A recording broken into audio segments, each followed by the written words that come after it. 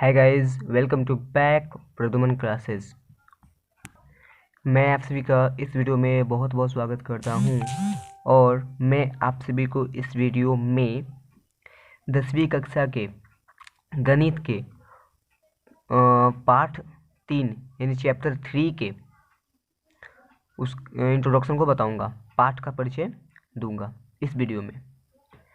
ठीक है, तो वीडियो स्टार्ट करने से पहले मैं आपको बता दूं कि इस वीडियो में मैं आपको जितने भी चैप्टर 3 को बनाने के लिए फॉर्मूलाज हैं, जितने भी सूत्र हैं, जितने भी नोट्स हैं, वो सारे चीज़ आपको इस वीडियो में मिलेंगे। इसलिए आप इस वीडियो में शुरू से लेकर अंत तक बने रहें ताकि इस वीडियो का हर कॉन्सेप्ट आपको अच्छी तरीक़े से समझ में आए।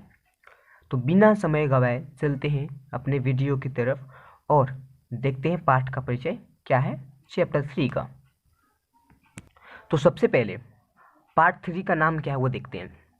तो इसका नाम है दो चर वाले रैखिक समीकरण युग्म, pair of linear equation with the two variables. Okay, ये चैप्टर का नाम है। आप चाहे इसको हिंदी में पढ़ें या फिर अंग्रेजी में याद कर ले, कोई दिक्कत नहीं है। अब इसमें मैं आपको बताने क्या वाला हूँ, पाठ का परिचय, इंट्रोडक्शन ऑफ चैप्टर। ओके, चलिए। तो सबसे पहले जो है ना, पाठ का परिचय जो है ना, वो आपको सबसे पहले इंपॉर्टेंट इसमें बात क्या क्या याद रखना है, क्योंकि ये सब याद नहीं रहेंगे, छोटे छोटे चीज़ अगर नहीं याद रहेंगे तो बिल्कुल ही नहीं बनेंगे। बहुत लोग कहते हैं क्या बहुत छोटे छोटे चीज़ बताते हो। अरे यार, मैं अगर छोटे छोटे चीज़ नहीं बताऊँगा तो भाई जो कमज़ोर छात्र हैं, जो नहीं पढ़े, वो कैसे समझेंगे इस बात को।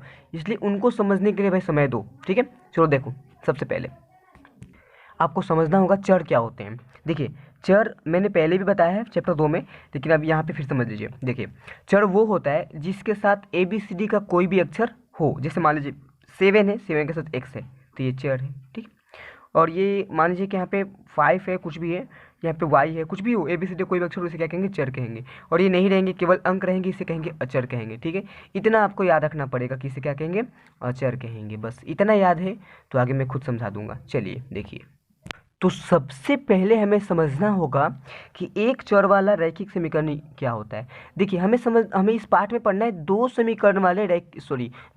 वाले रैखिक समीकरण का युग्म पढ़ना है। लेकिन सबसे पहले हमें ये समझना पड़ेगा कि एक चर क्या होता है, दो चर क्या होता है, फिर आगे बढ़ेंगे हम। तो एक चर वाले रैखिक समीकरण क्या होते हैं, देखिए सबसे पहले तो हम लिखेंगे वैसा समीकरण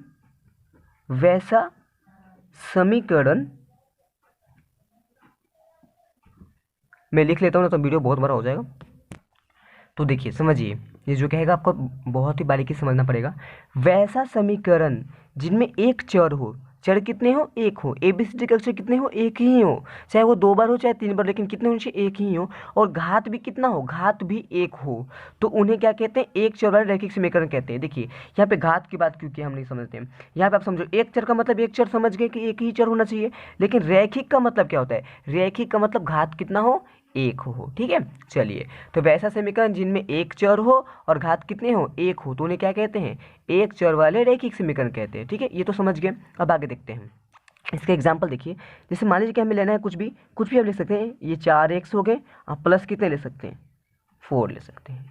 इसमें कितने चर हैं, एक चर है ना, इसे कहेंगे एक चर वाला रैखिक समीकरण कहेंगे। आप ये ले लें, सॉरी समीकरण ये हो गया ना। अब बराबर कितना दे दें, 12 दे दे। अभी समीकरण होगा, क्योंकि बिना बराबर का समीकरण होगा नहीं ना। अभी हमारे क्या है, एक चौड़ा रैखिक समीकरण है। आप एक और एग्जांपल ले सकते हैं, ये इतना ले सकते हैं, -2 ले सकते हैं, बराबर कितना ले सकते हैं, 2x। ये भी कितने चौर वाले रैखिक समीकरण है, ये भी एक चौर वाला रैखिक समीकरण है। क्यों, क्योंकि देखिए ये और ये तो सेम है, क्योंकि इसको इधर लाएंगे तो फिर घट जाएगा, फिर एक ही बचेगा, यानी कि ये सेम है ना, तो घट सकता है। अब ये भी एक चौर वाला ही है, क्योंकि एक से ही तो है दोनों में, तो एक चौर वाला रैखिक समीकरण है। ठीक है, चलिए अब देखते हैं अगला। तो देखिए, अब अगला क्या है, दो चर वाले रैखिक समीकरण। अब ये खुद कह रहे हैं कि दो चर होने चाहिए और रैखिक समीकरण होने चाहिए। देखते हैं, वैसा समीकरण जिनमें दो चर हो, कितने चर हो, दो, ABCD के अक्षर दो हो, एक एक्स हो तो दूसरा y हो, एक a हो तो दूसरा b हो, दो चर हो परंतु घात कितने हो, घात एक ही हो। घात यहाँ पे भी एक रहना चाहिए, क्योंकि रैखिक की बात की जा रही है। रैखिक का मतलब ही होता है एक घात हो, तो उसे क्या कहते हैं, दो चर वाले रैखिक समीकरण कहते हैं। ठीक है, अभी तक हमने युग्म की बात नहीं की, केवल समीकरण की बात की। चलिए देखते हैं, जैसे जैसे में देखेंगे 7x प्लस या माइनस 3y बराबर कितना 8। ये हमारा दो चर है और ये रैखिक समीकरण, क्योंकि पावर सब पे कितना है 1, और यहाँ पे कोई दिक्कत नहीं है हमें। अब दूसरा एग्जाम्पल और ले सकते हैं। मान लीजिए कि यहाँ पे 8a बराबर 6 माइनस 2b कह सकते हैं। यहाँ पे दो चर हैं, दो अलग अलग चर हैं, तो इसे कहेंगे दो चर वाले रैखिक समीकरण कहेंगे। ठीक है, अब देखते हैं अगला। अब जो आपके पास है, अब आपका मेन टॉपिक है, जो चैप्टर का नाम है दो चर वाले रैखिक समीकरण युग्म। ठीक है, अब इसके बारे में अगर आप समझ पाए तो अच्छी तरह से समझ पाएंगे। यहाँ पे आपको केवल एक ही चीज़ तो जुटा है, वो है युग्म। युग्म का मतलब होता है जोड़ा। ठीक है, युग्म का मतलब क्या होता है, जोड़ा, यानी दो समीकरण हो। देखिए वैसा दो समीकरण, कितने समीकरण, वैसे दो समीकरण, उनमें एक थे इनमें दो हैं, वैसा दो समीकरण जिनमें दो चर हो और घात एक हो, तो उसे क्या कहते हैं, दो चर वाले रैखिक समीकरण युग्म कहते हैं। जैसे देखेंगे, अब पहले एक लेते हैं दो चर वाले, ये मान लीजिए कि ये दो चर वाले हैं। ठीक है, ये दो चर वाले पहला समीकरण, फिर दूसरा एक और लेना पड़ेगा, तो एक और लेना पड़ेगा हमें, ये हो गए। तो ये दो समीकरण है ना, दो समीकरण, इन्हें जोड़ा कहेंगे। ये दो जोड़ा है दो समीकरण के, और दोनों ये दो चर वाले रैखिक समीकरण है।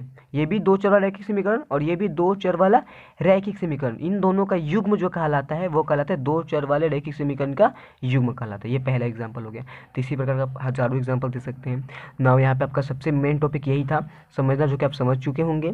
अब आगे चलते हैं, जो इस पार्ट के लिए बनाने के लिए जो भी है अब उसके बारे में जानेंगे। चलिए, तो यहाँ पे नेक्स्ट टॉपिक जो सबसे इम्पोर्टेंट है, ये बहुत इम्पोर्टेंट है, क्योंकि आप ये समझ गए ना, सब कुछ समझ गए। देखिए, दो चर वाले रैखिक समीकरण युग्म को हल करने की विधियाँ, मतलब कि जो दो चर वाला रैखिक समीकरण युग्म होता है, जो जोड़ा होता है, उसको हम कैसे यहाँ पे सॉल्व करेंगे, कैसे उसको हल करेंगे, उसको कैसे बनाएंगे, उनकी कौन कौन सी विधियाँ हैं ये जानेंगे इसमें। ठीक है, तो आप देखिए, जो दो चर रैखिक समीकरण होते हैं ना, उनको हम देखिए कैसे इनके कितने टाइप होते हैं, कितनी विधियाँ होती हैं, वो आपको मैं सब बता रहा हूँ यहाँ पे। देखिए, तो इनकी जो होती है ना, दो विधियाँ होती हैं, मुख्य दो विधियाँ होती हैं। ठीक है, पहला विधि देखिए, जो पहला विधि होता है इनका होता है सिंपली ग्राफीय विधि। ठीक है, पहला है ग्राफीय विधि, ये पहला है। ठीक है, और दूसरा विधि जो है ना यहाँ पे देखिएगा, दूसरा विधि है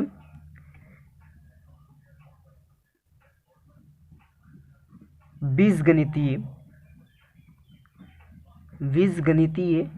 विधि। ठीक है, ये दो विधियां हैं। ठीक है, ये देखिए, ये आपके मेन टॉपिक है। ठीक है, अब जो है ना ग्राफीय विधि अकेले होता है, ग्राफीय विधि, इसमें ग्राफीय विधि से सॉल्व किया जाता है। लेकिन परंतु बीजगणितीय विधि जो है ना, ये कोई विधि नहीं है, ये बीजगणितीय एक फॉर्म है। इसमें तीन विधियां होती हैं। पहली विधि के नाम है प्रतिस्थापन। ठीक है, प्रतिस्थापन विधि, ये पहला विधि है, बीजगणितीय विधि में पहला विधि है। उसमें दूसरा है विलोपन विधि। ठीक है, और लास्ट जो है वो तीसरा है, जिसका नाम है व्रजगुणन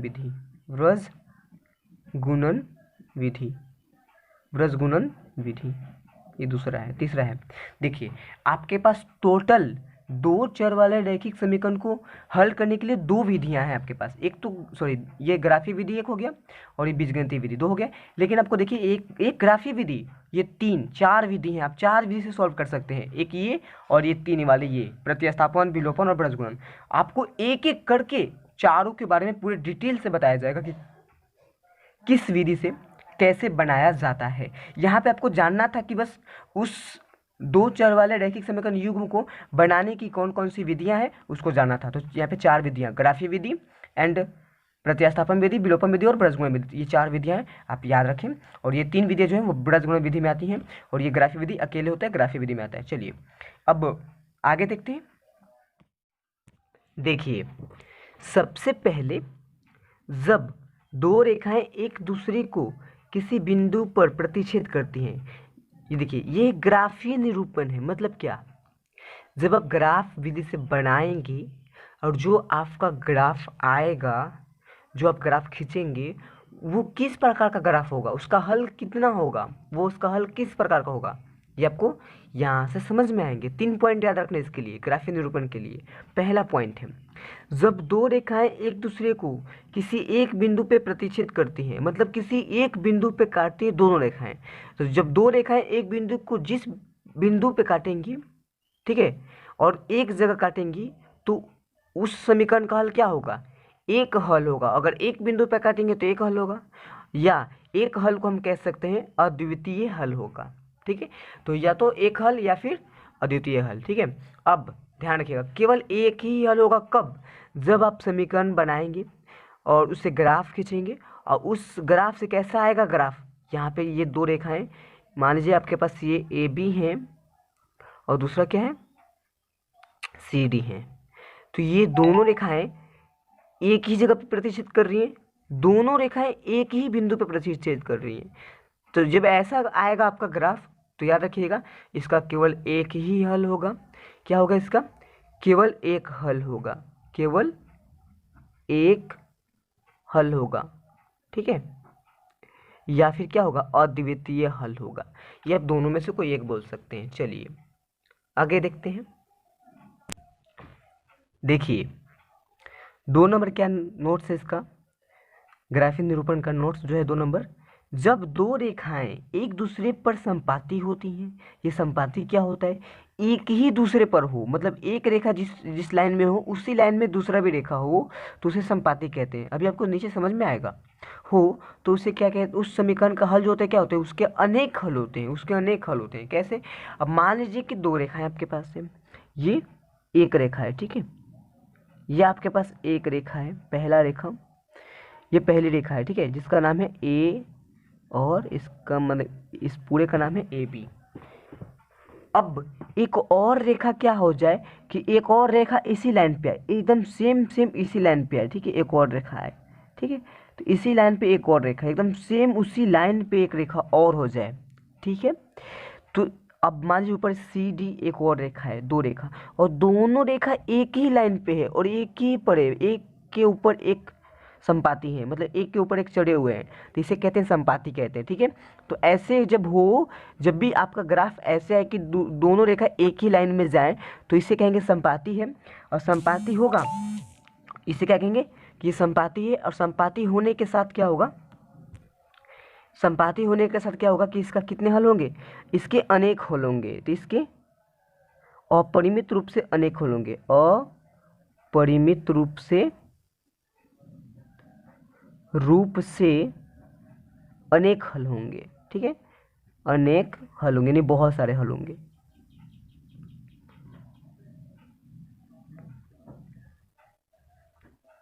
ऐसा क्यों होता है, क्योंकि वहां पे तो हमें सिंपल था कि एक ही बिंदु पे कटेगा, लेकिन जब ये दो रेखा है तो हर बिंदु पे कटेंगे, जहां जहां बिंदु होगा वहां पे कटेंगे, तो इसके अनेक हल होंगे। आपको ग्राफ खींचने पर समझ में आएगा। ठीक है, चलिए आपको बस इतना याद रखना है कि जब दो रेखाएं एक दूसरे पर संपात हो तो उसे क्या कहेंगे, उसके अनेक हल होंगे। ठीक है, अब देखते हैं तीसरा पॉइंट।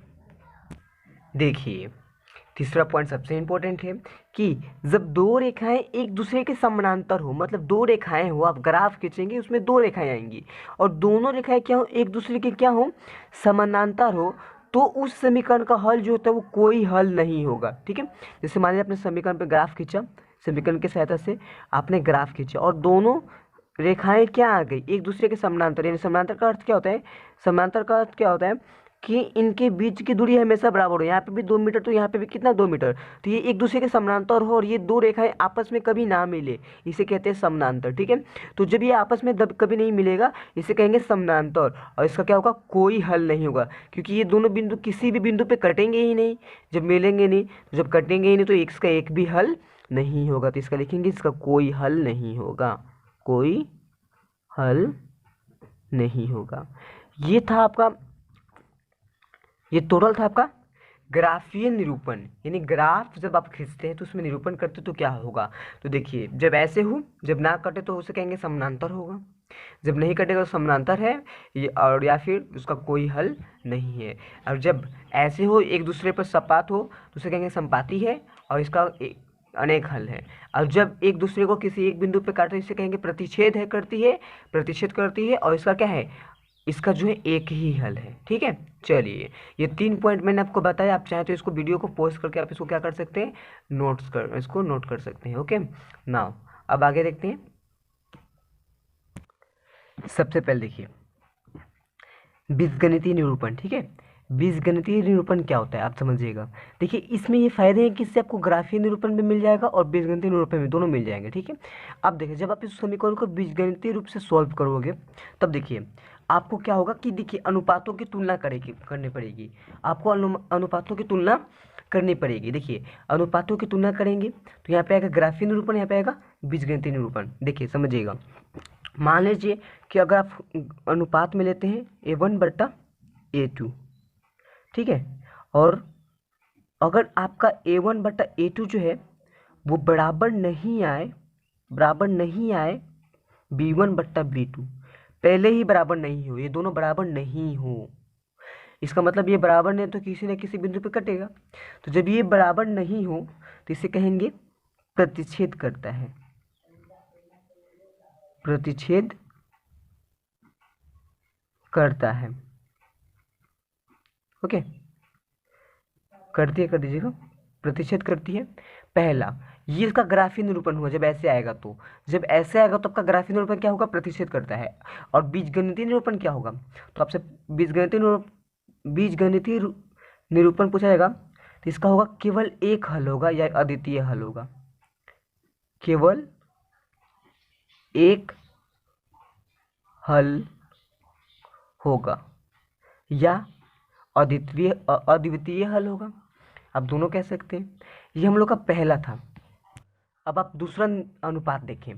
दूसरा अनुपात मान लीजिए कि आपके पास A1/A2, ठीक है, और बराबर अगर आ जाता है B1/B2, तो जब इतना बराबर आएगा तो हम और आगे बढ़ेंगे, C1/C2 देखेंगे। और अगर तीनों आपस में बराबर आ जाते हैं, तीनों आपस में बराबर रहते हैं, तो इसे कहते हैं संपाती है। इसे क्या कहेंगे, संपाती है, क्योंकि तीनों आपस में बराबर है। अब जो तीनों बराबर है तो एक दूसरे पे ही जाएंगे, जिधर जाएगा A और B जाएगा उधर, मतलब ये पहला समीकरण, और जिधर जाएगा उतना ही दूसरा समीकरण जाएगा, तो यानी कि दोनों एक दूसरे रेखा पर जाएंगे, इसे कहेंगे संपाती रेखाएं होगी। और यहाँ पे देखेंगे तो यहाँ पे जब संपाती होती है तो क्या होता है, अनेक हल होते हैं ना, तो अपरिमित रूप से अनेक हल, अपरिमित रूप से अनेक हल होंगे, अनेक हल होंगे। ठीक है, ये हो गए। ठीक है, अब लास्ट अनुपात तीसरा देखते हैं। ठीक है, यदि मान लीजिए कि आपका पास आ जाए A1/A2 बराबर आ जाए B1/B2, जब आप बनाएंगे तब इतना आप बराबर आ जाए, और तीसरा वाला क्या हो कि बराबर ना आए, केवल तीसरा वाला बराबर नहीं आए, तो C1/C2 हो जाए। तो ऐसी स्थिति में क्या होगा कि जब ये स्थिति है कि A1/A2 बराबर आ जाए B1/B2 लेकिन बराबर नहीं आए C1/C2, तो इसे कहेंगे ये समानांतर रेखाएं हैं, समांतर रेखाएं हैं, रेखाएं होंगी। ठीक है, और इसका बीजगणितीय निरूपण समानांतर रेखाएं होंगी, और इसका ये ग्राफीय निरूपण। और बीजगणितीय निरूपण में क्या होगा कि इसका कोई हल नहीं होगा, इसका कोई हल नहीं हो गया। अब ये यहाँ तक तो हो गया, हमारे पास समझ में आ गया कि ये हमारा मेन है। अब अगर आप इस पूरे टेबल को याद कर लेते हैं ना, तो बिलीव कि आपको हर कॉन्सेप्ट अच्छी तरह समझ में आएगा। मेन आपको ये देखिए ये समझना पड़ेगा।